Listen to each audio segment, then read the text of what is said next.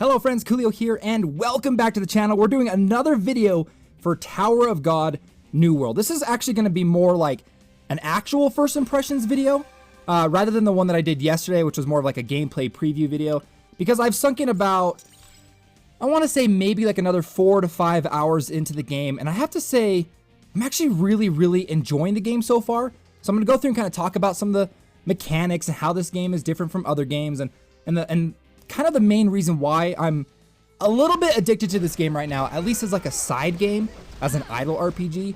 But the thing is too, in this video, we're going to be doing a crazy amount of summons, because I'm at a point in the game where I absolutely need to do summons in order to progress. And I'm going to kind of explain the reasoning behind that, because summoning in this game it's like in other games you like summon to get like new heroes or maybe to like advance current heroes.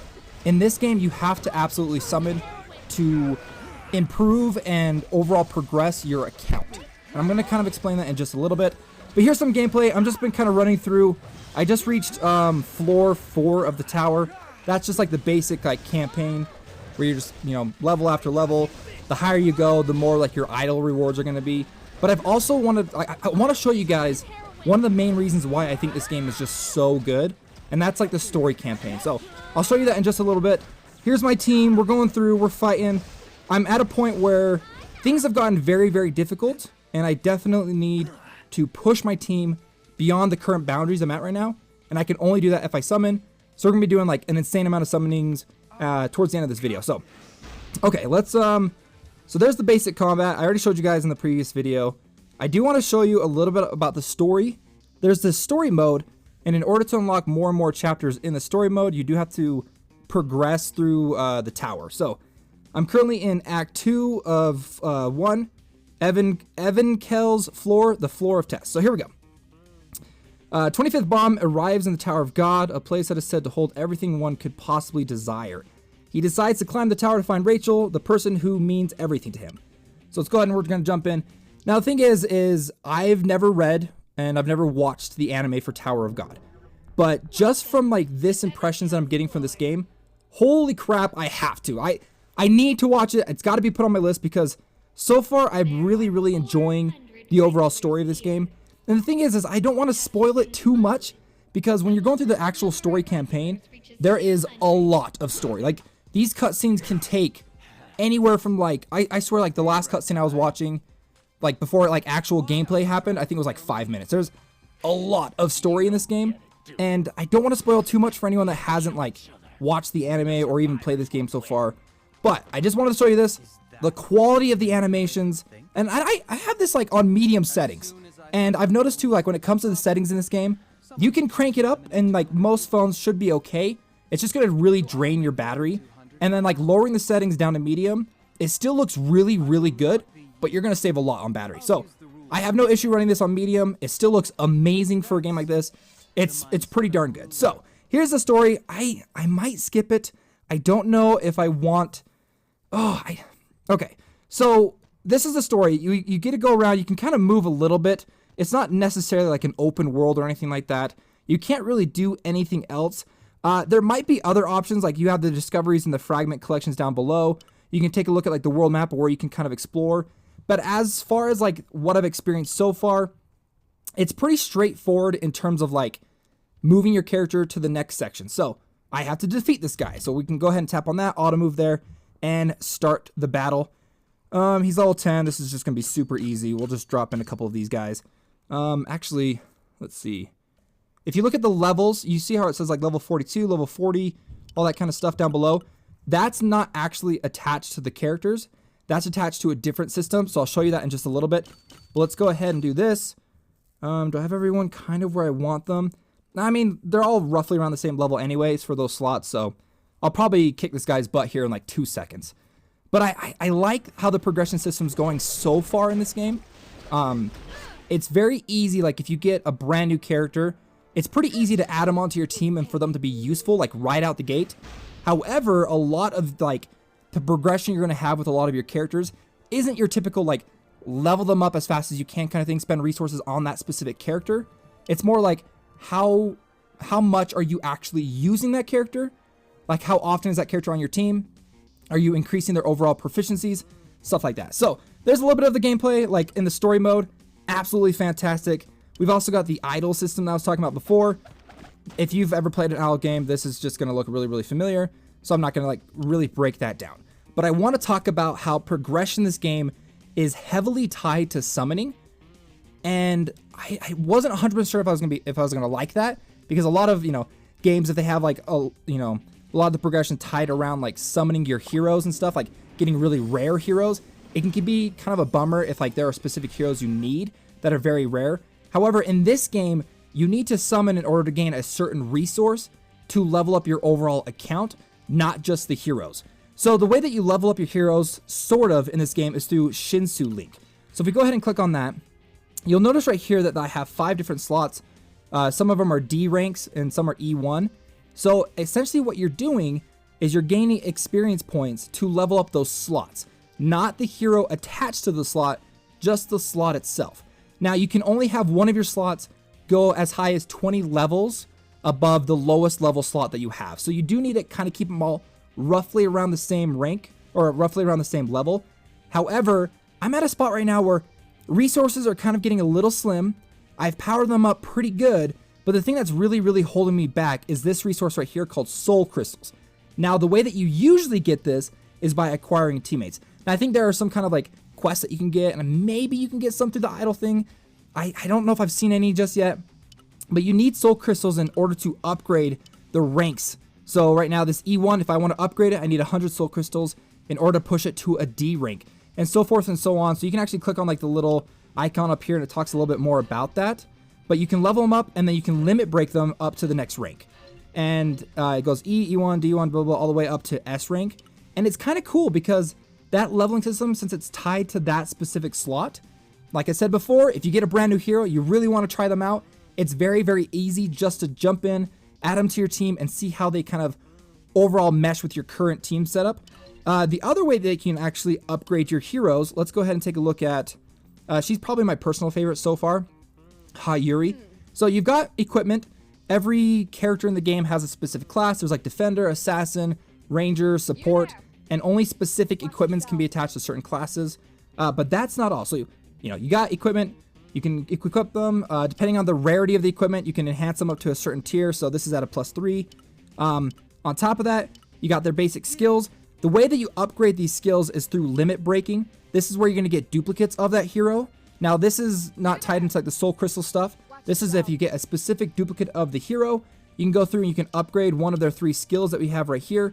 Once all 3 skills are upgraded, the ultimate ability gets upgraded as well. Okay, so you got that. But the other part of upgrading your heroes is through the proficiency. Now, through the proficiency, basically how this works is this kind of a substitute for experience game in this game. So rather than your like characters gaining experience to level up, the more you use your character, the more proficiency they get, and the higher up this tier of proficiency levels that they'll go. So right now I'm at level 6. Every certain tiers, they'll get a little stat boost. So attack, defense, health. My next one will be accuracy, and then evasion. And I'll get crystals that I can use to summon. But what you're really going for is their exclusive equipment. Once you max out their proficiency, you get this exclusive equipment just for this character that'll significantly increase basically all of their abilities. Like the attack coefficient of the Shinsu Bubble Berry increases by 100%. So that's kind of what you're aiming for. You want to go for those high proficiencies. And then the other thing that you have too is you have rapport. Now the rapport system in this game, it does give you some minor stat increases with swiftness, and then it gives you evasion, a little bit of accuracy up at the top. But you're getting crystals, you're getting like special emotes, and then eventually you're going to unlock a little border for your account icon. And the other thing that I was kind of worried about, and I'm pretty excited, is they do have a wardrobe system.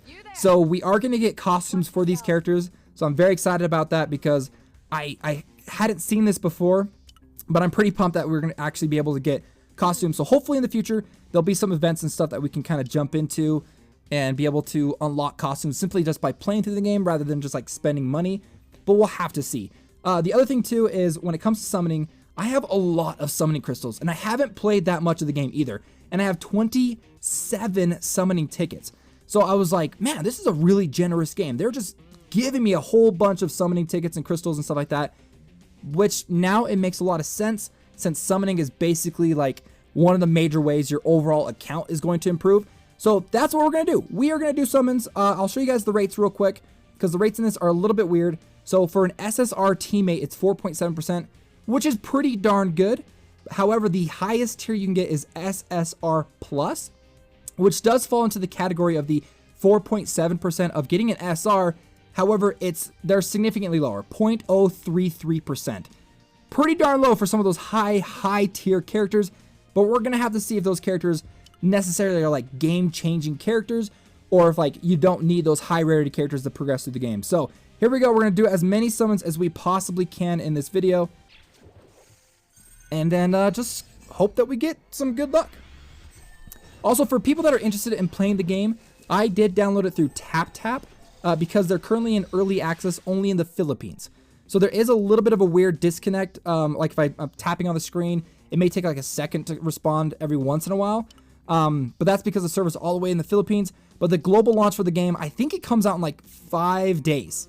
So it's going to be here pretty darn soon. So we're getting a couple characters. We're getting soul crystals obtained. We're getting 1 soul crystal for every R-ranked character. It looks like for the SR characters, we got 10. So we got a total of 37 obtained. Nothing super rare. I think we just got a couple of basic SR characters. So we'll keep going. Summon 10 more times. Tap the crystal. And here we go. Come on, turn gold. Gold, gold, gold. There we go. Now we got our SSR. Oh, we got the chicken. We've got the chicken, boys. Heck yeah. Oh my gosh. I don't even know what his name is. I just saw that there was a giant chicken. Guy Tang. All right, Guy. 50 soul crystals obtained. Let's freaking go. I'm definitely going to add him to my team. Chongsu Hyun. We got an SR. Bleu Rouge. I need to watch the anime. Or like at least read the manga. Or the web comic, I should say. Because so far, man, I'm really liking the story. So I'll have to like maybe watch it this weekend and tell you guys a little bit about it. So let's get pushed past this. We got my chicken boy. Let's freaking go. Okay, so it looks like it's going to cost us 3,000 crystals to do a 10 times summon. We might have enough to do 40 if I get some crystals just from like summoning and getting like achievement rewards and stuff like that. Again, like a lot of these summons I got completely for free. I didn't spend any money. I got them all just by playing through the game. They hand you crystals like all over the place. If you see an exclamation mark anywhere on your screen, if you tap on it, most likely there's going to be free crystals. Bakdol Yu, Dede Concho. Also, another thing I need for my team right now is I really, really need a good healer. The healer that I currently have on my team sucks. Like it's like I do not have a good healer. I've like completely replaced the healer with like a different character just to push past like an attack damage character. But I've gotten to the point with like certain bosses that you absolutely need like a healer to keep your, your tanks and stuff sustained. I do not have a good healer right now. Okay, not a good one. Let's see, Void, Gray. We got Pla Rouge, Gray, Chongsu Yan. I have to like go through. Let's see. I know he's like an assassin. I think that this guy's a tank. And hopefully we can find maybe one of these characters. I think she's a healer. I already have her, but I think she only has like 1 healing ability. So I'll have to go back and check it out. I don't even think like her healing ability is that good. So we'll have to see a little bit later. So let's go ahead and summon 10 more times. Come on, give me like an S. Oh, whoa. Okay, was that golden light there before? I don't remember that. Let's go gold, gold. Oh, come on. I really wanted an SSR plus. Okay, we got, holy. Okay, so we got 2 gold characters. Don't wake me up unless it's an emergency. Okay, I don't have this guy. He's got a freaking 6 scythe though. Insightful one, Lar? I don't know if I'm saying that right. But we got a new SSR, and I think we have 1 more.